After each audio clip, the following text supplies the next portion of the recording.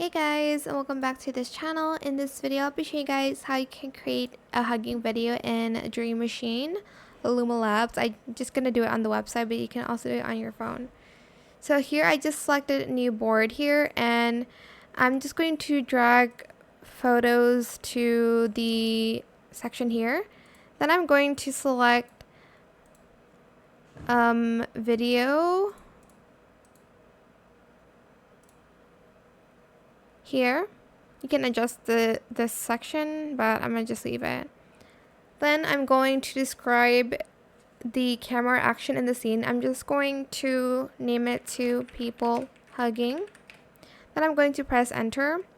Unfortunately, I can't because it's you need to purchase it. But you're just going to type that in and you're going to press enter, and you'll be able to create a video of two people hugging using AI in Dream Machine. I hope this tutorial was helpful for you guys. Don't forget to like, comment, share, and also subscribe to this channel if you haven't done that already.